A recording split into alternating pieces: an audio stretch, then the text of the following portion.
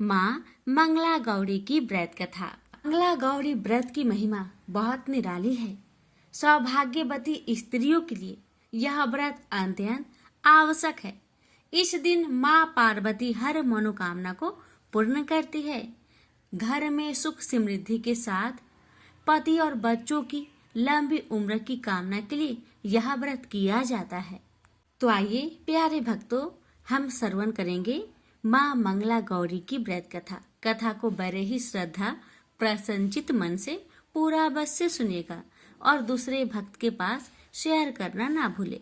एक गांव में एक बुढ़िया माई रहती थी। बुढ़िया माई का एक बेटा था जिसका नाम भोला था। उसकी एक सुंदर पत्नी थी रूपा। भोला अपनी माँ का बहुत ख्याल रखता था। बहू भी बहुत सीधी थी, लेकिन बुढ़िया माई दिन रात बहू से झगड़ा करती रहती थी।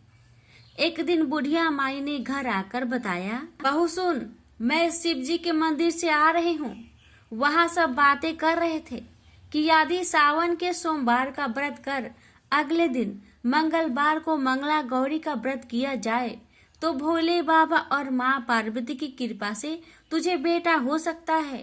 तब रूपा ने कहा, लेकिन माँ जी, मैं तो कल केवल सोमवार का व्रत करती हूँ। ठीक है, अब आप कह रही हैं तो इस बार मैं दोनों व्रत करूंगी। बुढ़िया माई केवल उसे परेशान और भूखा रहने के लिए यह सब कह रही थी। उसने आगे कहा, अरे ऐसे व्रत नहीं करना है। दोनों दिन कुएं से 7 घड़े पानी शिवलिंग पर चढ़ाना है। रूपा यह सुनकर परेशान हो गई। उसने कहा, माँ जी, मैंने तो यह सब करते किसी को नहीं देखा। यह सुनकर बुढ़िया माई को क्रोध आ गया। उसने कहा, मैं झूठ बोल रही हूँ। यह केवल संतान प्राप्ति का उपाय है, तो तुझे करना ही पड़ेगा। यह सुन रूपा चुप हो जाती है। कुछ दिन बाद सावन शुरू हो जाता है। रूपा ने पहले सोमवार को सुबह पूजा पाठ कर व्रत शुरू किया और 7 घड़े पानी कुएं से भरकर शिव जी पर चढ़ा दिए। कुआं मंदिर से काफी दूर था, इसलिए उसे काफी समय लग गया। यह सब करने में शाम को जब रूपा वापस आई तो देखा भोला बहुत गुस्से से घर के बाहर बैठा है। रूपा के पूछने पर उसने गुस्से में कहा, कहाँ चली गई थी? इतनी देर लगती है जल चढ़ाने में? घर में मेरी माँ भूखी बैठी है और तू घूम घूम कर पूरा गांव देख रही है। यह कहकर भोला ने उसे मारा। रूपा मार खाकर बिना कुछ खाए सो गई। अगले दिन उसकी सास ने कहा, बहू, आज फिर से तुझे जल चढ़ाना है। यह सुनकर रूपा ने कहा, माँ जी, कल से मैंने कुछ नहीं खाया है और इनकी मार से मेरा पूरा शरीर दुख रहा है। आज मैं कलश कैसे उठा पाऊंगी? यह सुनकर बुढ़िया ने कहा, कुछ भी कर ले, लेकिन यह तो तुझे करना ही पड़ेगा। रूपा पूजा करने चल दी। मंदिर में पूजा करने के बाद वह कुएं पर आई। बड़ी मुश्किल से उसने पहला कलश भरा और चल दी, लेकिन कुछ दूर चलने पर वह गिर पड़ी और उसका मटका भी टूट गया। रूपा एक पेड़ के नीचे बैठकर रोने लगी। तभी वहां एक साध्वी आई। उसने कहा, बेटी, क्यों रो रही हो? रूपा ने रोते हुए सारी बात बता दी।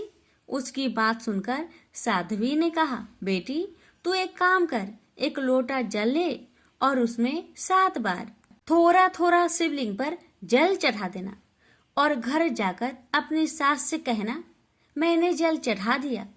रूपा ने कहा, लेकिन यह तो झूठ होगा, मेरा मटका भी टूट गया। तब साध्वी ने कहा, ये ले लोटा, इसमें जल भर कर चढ़ा दे और इसे घर ले जाना, लेकिन छिपा कर रख देना। रूपा ने ऐसा ही किया। दोपहर को वह घर पहुंच गई। बुढ़िया माई के पूछने पर उसने वही बात बता दिया जो साध्वी जी ने बताया था। शाम को माँ मंगला की पूजा कर उपवास पूरा किया। इसी तरह 2 मंगला गौरी व्रत पूरे हो गए। लेकिन जब तीसरे व्रत की बारी आई तो बुढ़िया माई चुपचाप रूपा के पीछे गई। उसने सब देख लिया। बुढ़िया माई ने घर आकर अपने बेटे को सब बता दिया। भोला ने फिर रूपा को मारने के लिए जैसे ही हाथ उठाया, माँ पार्वती प्रकट हो गई। उन्होंने कहा, रुक जा भोला। यह सुनकर भोला रुक गया। बुढ़िया माई माँ पार्वती के पैरों पर गिर गई। भोला भी माफी मांगने लगा। माँ पार्वती ने कहा, माफी मांगनी है तो इससे मांग जो तेरे और तेरी माँ के जुल्म सहकर भी पत्नी धर्म निभा रही है। भोला ने रूपा से माफी मांगी। बुढ़िया माई ने कहा, बेटी मुझे माफ कर दे। तुझे परेशान करने के चक्कर में मैंने यह सब किया था। रूपा ने कहा, माँ इस संसार से मेरा मन भर गया है, आप मुझे अपने साथ ले चलिए। पार्वती जी ने कहा, ठीक है, आज से तू मेरी कृपा से जंगल में एक आश्रम बनाकर भक्ति करेगी, लेकिन इन दोनों को सजा मिलेगी। रूपा ने कहा, माँ इन्हें माफ कर दीजिए। यह सुनकर माँ पार्वती ने कहा, आज तुम्हारी बहू के कारण तुम्हें जीवन दान मिलता है। जाओ इस लोटे को रख लो। तुम्हारे परिवार में कभी अन्न धन की कमी नहीं होगी, लेकिन मैं अपनी बेटी को साथ ले जा रही हूँ। माँ की कृपा से रूपा ने एक आश्रम बनवाया, जिसमें बहुत सी स्त्रियां जो घर में दुखी थी आकर भगवान की भक्ति करने लगी। प्रेम से बोलिए, मंगला गौरी माता जी की जय हो। माता आपकी कथा कहने वाले, सुनने वाले, होकार भरने वाले सभी भक्तों पर अपनी कृपा सदा सर्वदा बनाए रखना। प्रेम से बोलिए, मंगला गौरी मैया की जय।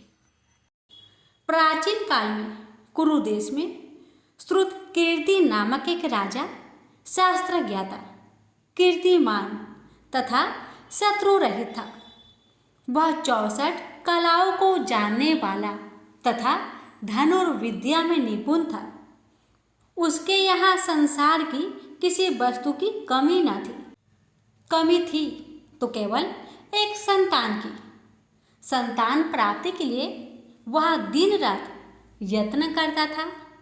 उसने संतान के लिए देवी की आराधना भी की। एक दिन देवी ने उसकी आराधना से प्रसन्न होकर उसे साक्षात दर्शन दिए और कहा, हे श्रुतकीर्ति वर मांगो। राजा श्रुतकीर्ति ने कहा, माँ यदि आप मुझ पर प्रसन्न हैं तो मुझे एक पुत्र दीजिए।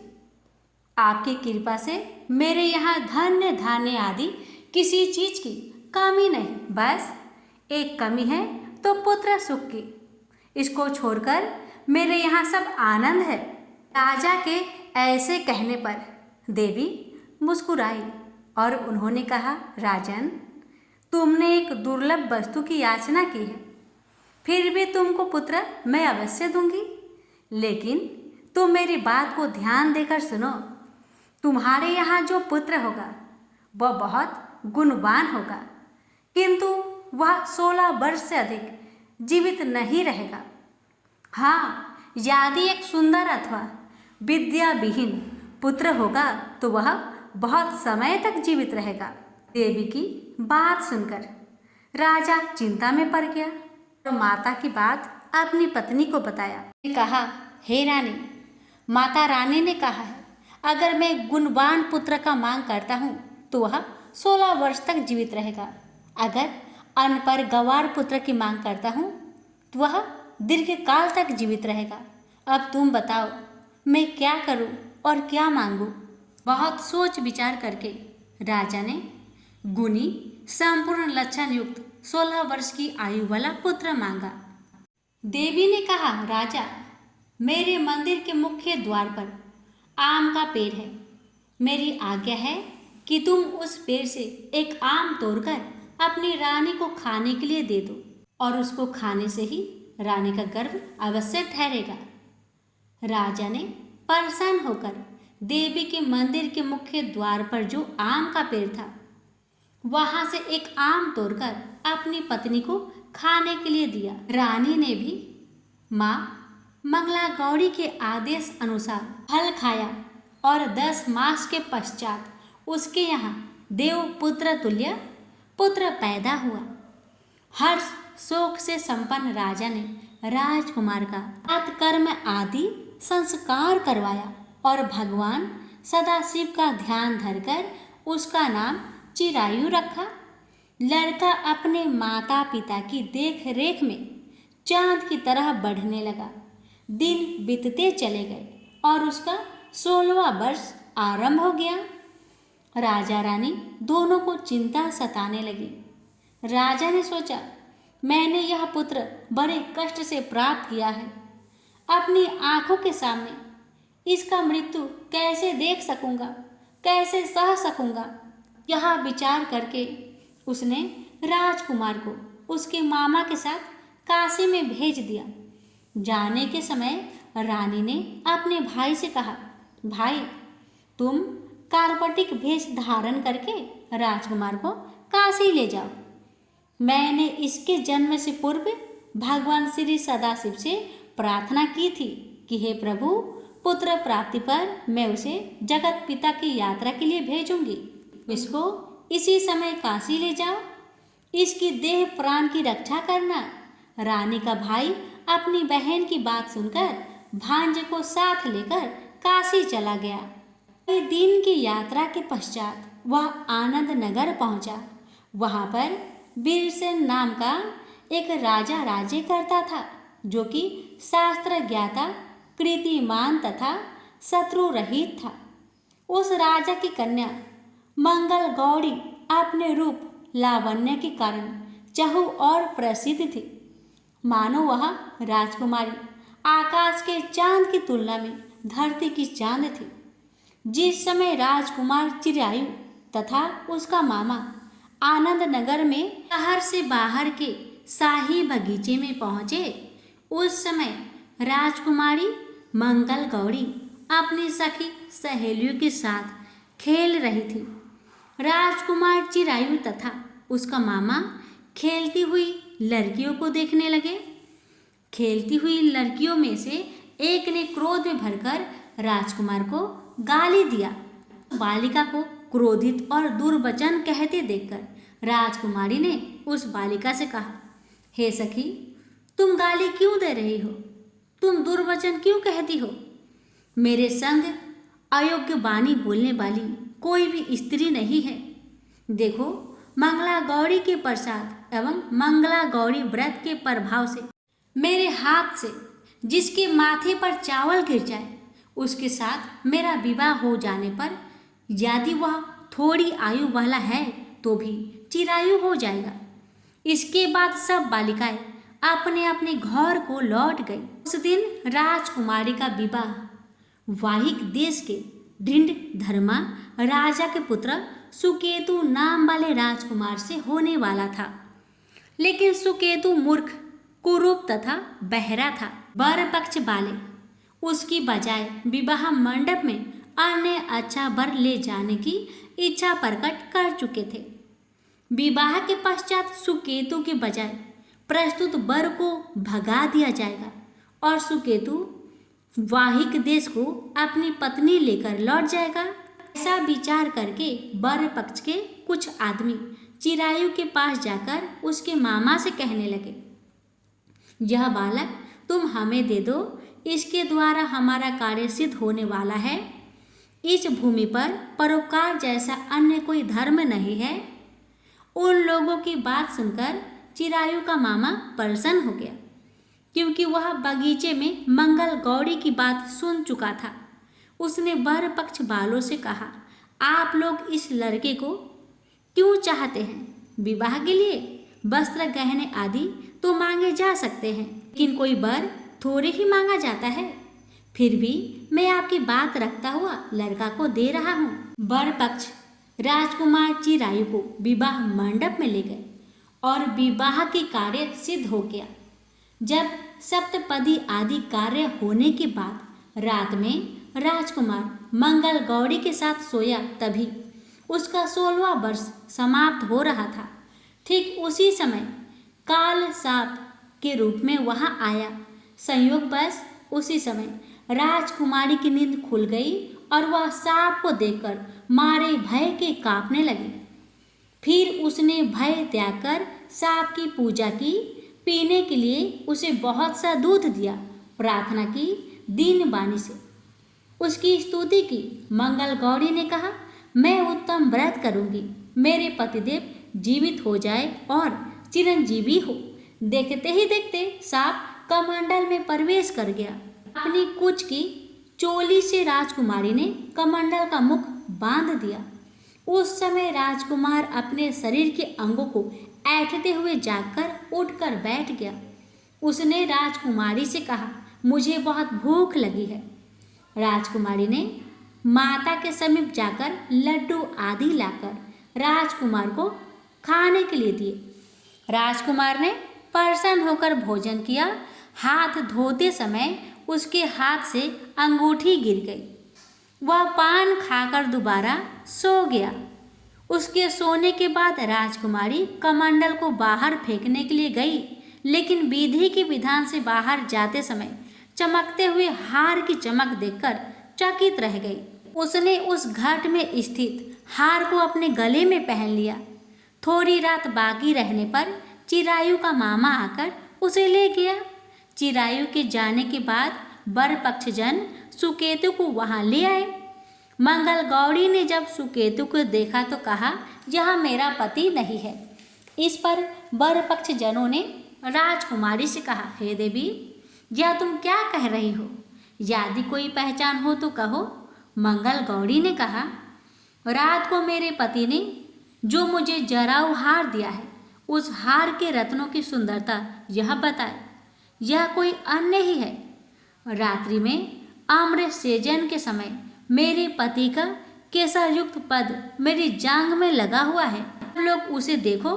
रात के समय मेरे और मेरे पति के बीच जो बातचीत हुई है और हमने क्या भोजन किया था, ये भी बतलाए तो यह मेरा पति होगा। मंगल गौरी की बात सुनकर वर पक्ष जनों ने कहा, ठीक है, लेकिन सुकेतु उपरोक्त प्रश्नों में से किसी एक का भी उत्तर नहीं दे सका। इस पर कन्या पक्ष वालों ने उसके साथ राजकुमारी को भेजने से इनकार कर दिया और वर पक्ष जन अपना सा मुंह लेकर जैसे आए थे वैसे ही लौट गए। मंगल गौरी के पिता महाराजा वीरसेन ने प्रसन्न होकर एक महान यज्ञ रचाया।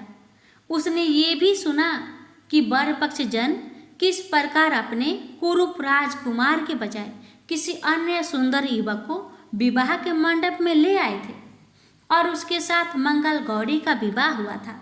अब मंगल गौरी राजमहल के बरामदे में एक जिक्र की ओट में बैठ गई और प्रत्येक आते जाते यात्री को देखने लगी ताकि उनमें कहीं उसे चिरायु दिखाई दे जाए।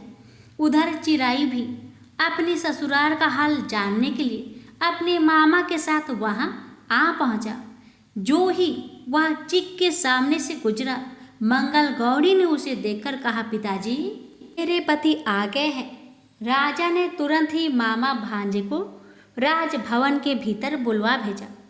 मंगल गौरी की बताई हुई सब निशानियां चिरायु में मौजूद थी। राजा ने वस्त्र भरण अवश्य, गज रथ तथा अन्य बहुत सी चीज़ों के साथ मंगल गौरी चिरायु के साथ कर दी। उसके बाद चिरायु राजा वीरसेन से विदा होकर अपनी पत्नी एवं मामा के साथ कुल नंदन सेना सहित अपने नगर को गया। जब उसके माता पिता ने लोगों के मुख से उसकी वापस आने की बातें सुनी तो उन्हें इस बात का विश्वास ही नहीं हुआ। वे बड़े हैरान हो गए और सोचने लगे, लो, भाग्य के विपरीत कैसे हो सकता है। वह अभी यह सोच ही रहे थे कि राजकुमार चिरायु ने माता और पिता के चरणों में प्रणाम किया। माता ने उसका सिर चूमा और उसके आनंद का कोई पराबर ना रहा। फिर उसने पुत्र वधू को अपनी गोद में बैठाकर उससे सारा हालचाल पूछा। मंगल गौरी ने उनको व्रत का महात्म्य तथा पिछला समस्त घटनाक्रम बतलाया। मंगला गौरी के कारण ही तभी से यह व्रत मंगल गौरी के नाम से प्रसिद्ध हुआ। से जो कोई भी सुनेगा अथवा इसका कीर्तन करेगा उसके सभी मनोरथ सिद्ध हो जाएंगे। से बोलिए, मंगला गौरी माता की जय हो।